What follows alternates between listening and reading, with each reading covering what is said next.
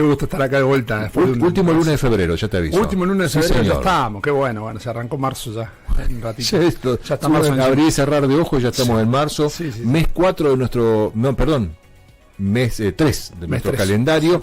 Y bueno, ya estamos. Marzo se lo relaciona con inicio de clases. Inicio de clases, sí. Hablando de inicio de clases, ahí está Anita. Vino Ana a visitarnos también recién. Ingresando al SECU. Al SECU. Sí, señor. Qué grande que está Anita. ¿Cómo pasa el tiempo para Anita? Para el resto no. Tal cual. Nosotros estamos todos iguales, todos iguales, solamente para Anita. Por tamaño, todo un oximorón en la apodo Anita, digamos, por tamaño. Bueno, es cariñoso. Está muy bien, es cariñoso. Ahora ya es Ana. Ana, ya es Ana. Ya cumple 12 ahora el 28, así que estamos viendo qué le vamos a regalar. Muy bien. O qué nos va a regalar ella a nosotros. Tenemos que hablar un poco, claro. ¿Por qué no? Tal cual. Un auto quiere. Sí. Está bien. Quiere un auto. Arrancó tranquila. Muy bien. Ramiro, estamos en Tiempo al Tiempo. Tiempo que dedicado a la historia. Sí, señor, y a desmitificar algunas cuestiones de la historia. Que entramos con esta pone punta. Sí, bueno. Es un poco la idea. Bueno, porque ¿qué pasa sobre todo en la historia argentina, en la historia mundial en general, pero en la historia argentina, lo que sucede normalmente con un personaje histórico o con un hecho histórico en particular es que las generaciones que le devienen suelen sacarlo de su esencia, acomodarlo a los tiempos que vivimos o a un discurso ideológico en particular, y lo terminan distorsionando. Eso es lo que llamamos mitificación en historia, ¿no? Un personaje fue algo durante un hecho histórico y después yo, de generación, varios años después, siglos después, lo adapto a mis circunstancias. Sí, y yo digo, por ejemplo, no sé, Rosas hubiese sido peronista, por ejemplo, mitos de Cuchoy. Contrafáctico. Contrafáctico, absolutamente, es una palabra clave en lo que vamos a hablar hoy, lo contrafáctico. Lo mismo pasa con Alberdi por ahí con los liberales, si querés. Si Alberdi estuviera hoy, hubiese votado al presidente. No sé, hay que verlo un poquitito. La cuestión es que muchas veces hay personajes que se desvían de ese camino esencial por fines ideológicos, políticos claros. Y uno de ellos es del cual vamos a hablar hoy, ¿no? Yo te voy a decir una frase que es polémica, pero como siempre nos gusta meter frases polémicas en este bloque, te la voy a decir. Nunca estuvimos tan cerca de una tercera guerra mundial por culpa de un argentino. ¿Sí? Espera un poco. Sí. Nunca estuvimos tan cerca de una tercera guerra mundial por culpa de un argentino. Por culpa de un argentino. Sí. O sea, un argentino tuvo una influencia muy grande en que ocurrieron hechos. No fue Messi. Fue Messi. No, está todo bien. No fue Messi. No. Estamos hablando de Ernesto Guevara de la Serna. Y voy a situar voy a fundamentar lo que digo porque es gravísimo. Más conocido como el Che Guevara. Más conocido como el Che Guevara, ¿sí? ¿Qué pasó? Vamos a correr la línea histórica como siempre nos gusta hacer acá. Cliqueamos arriba de la línea histórica del mouse, la corremos hacia atrás, 1962. Un momento histórico increíble para que aquellos que no conocen, los más jovencitos, el mundo en aquel entonces estaba dividido en dos. Después de la Segunda Guerra Mundial, dos grandes potencias geopolíticas surgieron para disputarse los grandes territorios del mundo. Esto era la Unión Soviética con el modelo socialista comunista y Estados Unidos con el modelo capitalista. Así todos los países del mundo tuvieron que en algún momento debatirse voluntario o involuntariamente para ir si iban para un lado o para el otro. ¿Sí?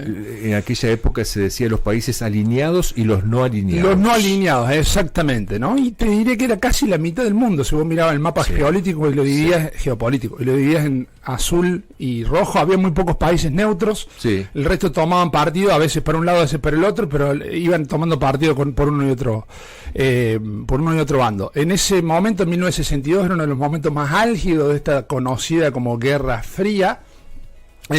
Y acá Fidel Castro, asesorado por el Che Guevara, con por supuesto la iniciativa del primer ministro de Rusia, toman la decisión de enviar 13 ojivas nucleares a la isla de Cuba. De Rusia a la isla de Cuba. De Rusia por medio de submarinos atómicos.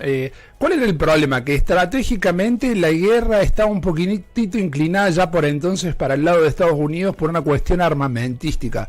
Estados Unidos tenía la posibilidad de aliados y tecnología que inclinaba la balanza en su favor. ¿Por qué? Porque Estados Unidos había desarrollado en la carrera armamentística la posibilidad de enviar misiles a Rusia y Rusia no tenía esa posibilidad respecto de Estados Unidos. ¿Me explico? Entonces eso lo llevaba en las negociaciones, en la tensión esta de la guerra. En el tire y afloje. En el tire y afloje le daba un puntito más extra. ¿Sí? Que se le ocurrió idear, pergeñar a Fidel Castro, pero con el asesoramiento permanente de Ernesto Che Guevara. ¿Vos me estás diciendo que el creador intelectual de este hecho fue Ernesto Che Guevara? Hay documentos que nos pueden indicar claramente de esto, ¿sí? De que poner 13 ojivas nucleares apuntando hacia Estados Unidos en el patio trasero de Estados Unidos, o sea, una amenaza que en aquella época, hoy en día puede sonar, es grave, pero en el momento era gravísimo. Uno de los que pergreñaron esta idea y idearon este plan fue Ernesto Che Guevara, y te voy a demostrar también por qué, por el enojo que tuvo cuando no sucedió. Es más, un documento desclasificado de Washington en estos momentos, absolutamente objetivo, porque habla mal de las estrategias tomadas por Estados Unidos entonces, y habla bien de algunas cuestiones que hicieron los rusos y los castristas en aquel entonces. Dice que la clara intención que tenía el Che Guevara era hacer un bombardeo directo a Nueva York, ¿sí? O sea, el desenlace final de todo esto era bombardear New York. No era solamente una amenaza, entonces. No era solamente una amenaza, era un plan final que él tenía, ¿sí? Bueno, Ernesto Che Guevara, como muchos saben, fue un médico argentino que luego de un viaje de redescubrimiento personal a lo largo de toda Latinoamérica se convirtió en una ideología y terminó formando parte de la revolución más icónica que tiene el comunismo en nuestro continente, que es la revolución cubana, ¿sí? Después de formar parte o protagonizar esa revolución, tomó el cargo de ministro de Hacienda y tuvo varios cargos dentro de lo que es la revolución cubana, y llegó a generar una gran amistad con Fidel Castro, que a partir de este incidente se cortó, ¿sí? Lo dejó mal parado. Lo dejó muy mal parado Fidel Castro. Cuba dependía muchísimo económicamente de Rusia y China, lo sigue dependiendo al día de hoy. Yo estuve ahí, no hace falta que me lo demuestren, casi todos los productos son rusos y o chinos, casi no hay ninguna otra opción en Cuba. Por esta cuestión de supuesto bloqueo. Entonces, lo que pasó fue que hubo una gran crisis diplomática, incluso interbloque comunista. Entre Cuba y Rusia quedaron rispidezas, entre Cuba y China también. Eran constantes amenazas, intentar ponerse, pero ninguno de los dos lados quería entrar en una guerra. No, ninguno de los dos lados. De hecho, hay que considerar y revalorizar el rol que tuvo un tal Henry Kissinger, uno de los diplomáticos más poderosos, si se quiere, de aquel entonces, con la capacidad de sentar en una mesa tanto emblemático, si podemos llamarlo, emblemático. Y también puesto dentro del umbral del mito, ¿no? También tenía lo suyo, también un montón de cosas, ¿no? Bueno. Que eran no tan buenas, tan malas. Ahí tenés otro personaje, otro que podemos analizar, sí. Sí. Pero este tipo, la cuestión que tenía el poder para sentar en una mesa a Kennedy, a Khrushchev, o a los diferentes, o Woodrow Wilson y otros primeros ministros soviéticos, y que negocien temas cuando se ponía la cosa realmente muy áspera. Y eso fue lo que pasó. Hay películas, hay libros al respecto. La crisis de los misiles es algo que vos googleás y ya aparece cuantioso material bibliográfico para analizar para aquel que esté interesado, pero sin duda alguna todos los historiadores y analistas políticos coinciden en decir que fue el punto más álgido, más tenso, y el que más probablemente nos hubiese llevado a una guerra real, tercera guerra mundial. ¿Cuántos días fueron el bloqueo ese que se generó? Fueron casi una semana. Casi una semana, sí, casi una semana. Sí, casi una semana donde prácticamente, yo vi una película en donde lo muestran desde el lado norteamericano, por supuesto, Hollywood, ¿no? Pero ahí John Fitzgerald Kennedy casi no durmió, acompañado de su hermano Rob Kennedy, ambos después fueron asesinados. Pero bueno, esto te muestra un poco la beligerancia, el carácter beligerante de Che Guevara, y por qué te digo que se desvía del mito, porque incluso yo lo he visto la bandera del Che Guevara en marchas pacifistas. ¿Sí? En marchas LGTB. Incoherencia total. Una incoherencia absoluta. No estoy haciendo una crítica hacia la figura de Che Guevara, también hasta San Martín tiene cuestiones para achacarle históricamente si querés.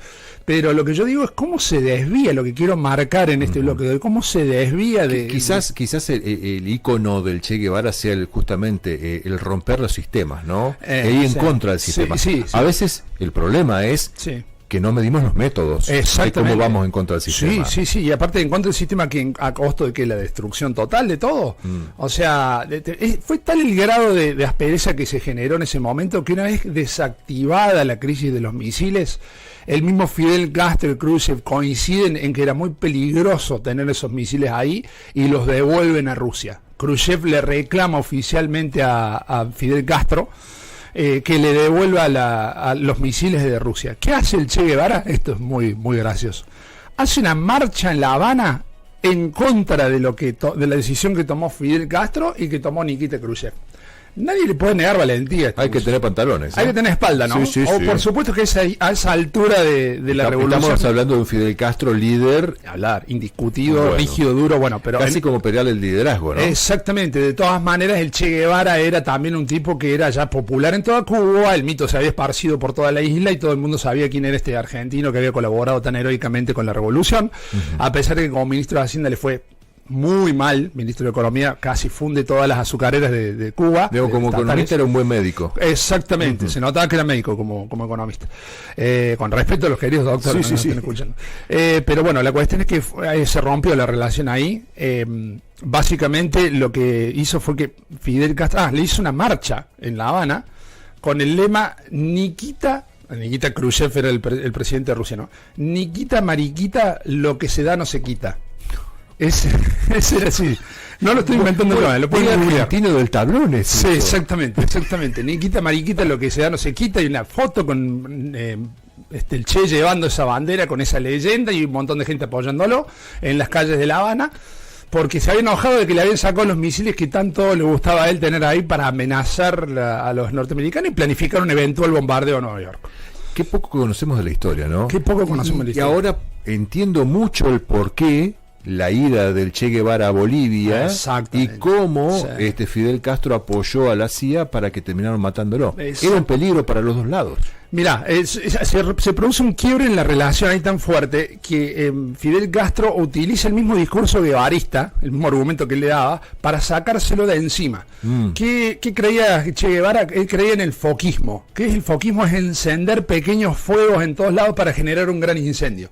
Entonces Fidel Castro dijo, bueno, ¿vos crees en esta teoría? Bueno, entonces te voy a enviar al Congo belga a que genere un foco revolucionario ahí. Te voy a enviar a los países del centro de Europa, donde todavía el comunismo no ha tenido su firmeza, y te voy con 3 agentes secretos cubanos, y vas a iniciar un movimiento revolucionario ahí. Y vas a ir a Argentina, y él dijo, no, Argentina no, porque vamos a ir a Bolivia entonces, y ahí vamos a bajar. Entonces lo envió a una serie de viajes donde se lo sacó de encima. Y en donde lo podía matar, que lo maten. Exactamente. Todo esto que yo estoy diciendo no es una interpretación ideológica mía ni de cualquier otro historiador. Está escrito de puño y letra, documentado por el mismo Che Guevara. Hay 2 biografías, en realidad una no es biografía, pero cuenta una parte de su historia, que no son otra cosa que extractos de las propias cartas que él se enviaba con Fidel y con sus familiares. Bueno, él renegó muchísimo cuando lo mandaron a África, a Congo. Sí. Allí él sirvió de reclutador y de entrenador de guerrillas, ¿no? Sí, y las cosas que dijo sobre los afroamericanos fueron terribles. Hoy hoy el INADI, que no está más, pero si estuviera lo hubiese multado 250 veces, no podría ni entrar al país, porque dijo que los negros no tenían buenos hábitos, que los negros, ¿no? También que, en la época era normal hablar de negros, ¿no? Hoy en día es penalizado, pero igual él dijo que los europeos tenían mayor calidad de organización, de trabajo, básicamente los defenestró porque él intentó generar una revolución cubana en el Congo y no le fue bien, no lo apoyaron la gente de campo, la gente común de a pie, no se sumó, igual que en Bolivia, cuando al Che lo matan en las sierras de Bolivia. Él tenía un ejército, entre comillas, de no más de 15, 16 campesinos que se le sumaron a la lucha, porque él vino a derrocar un gobierno democrático de Bolivia. ¿Sí? Vino a iniciar una revolución contra un gobierno que la gente, mal o bien, no sé si habrá sido bueno o malo, el gobierno oligárquico, no sé, pero la gente había votado, justamente le había dado una serie de derechos a los campesinos, este nuevo presidente, cuyo nombre se me escapa ahora, y él inició una revolución a destiempo, en contra de la voluntad de la gente. Nadie le dio bolilla, lo dejaron solo, lo aislaron, hasta el mismo Fidel le quitó en algún momento la comunicación y la ayuda. Sí. Así que no fue otra cosa para no le atendía el teléfono en esa época. No le atendía el teléfono, fue una emboscada, se lo sacaron de encima, lo que fuera, ya pasó a ser un personaje necesario para la revolución, a hacer una molestia en este Che Guevara. Entonces yo cuando lo veo agitando a los chicos a las banderas de la marcha LGTB, la bandera del Che Guevara, me gustaría contarles como último dato antes de finalizar el bloque, que el Che Guevara fue el creador de uno de los primeros campos de concentración para homosexuales que hubo en la historia del siglo XX. ¿Sí? En la península de Guanacavives, esto está documentado fielmente, pueden buscarlo, nadie lo niega, ni en Cuba lo niegan. En la península de Guanacavives él tenía un lugar llamado La Cabaña, en donde se reentrenaban a los hombres para que perdieran esas características femeninas y se volvieran más masculinos. El lema de él era: la revolución necesita hombres, no peluqueros. ¿Sí? Entonces, ¿qué hace una bandera con la cara del Che Guevara en una movilización LGTB? No se entiende, no tiene lógica. Es como que, perdón por lo que voy a decir, que es abrupto, pero como que en una marcha de la AMIA pongamos una bandera de un general nazi. O sea, no tiene nada que ver. Ideológicamente él estaba en contra de las personas que profesaban determinadas orientaciones sexuales. Y si bien lo hizo en la década del 60, yo no tengo las condiciones para decir que hoy él pensaría diferente.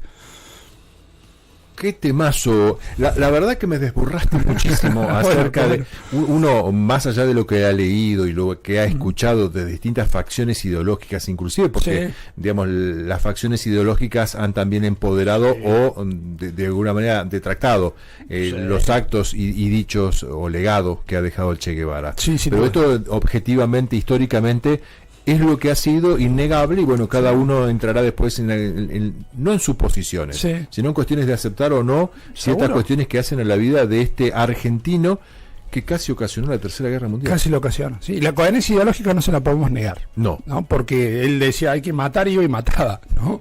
En ese sentido era coherente con lo que pensaba, lo que hacía, ¿sí? Eso no se lo podemos negar. Ahora, pero terminó siendo un peligro para los dos mundos en ese momento presentes. Para ambos mandos. El occidental y el comunista. Sí, señor. Sí, señor.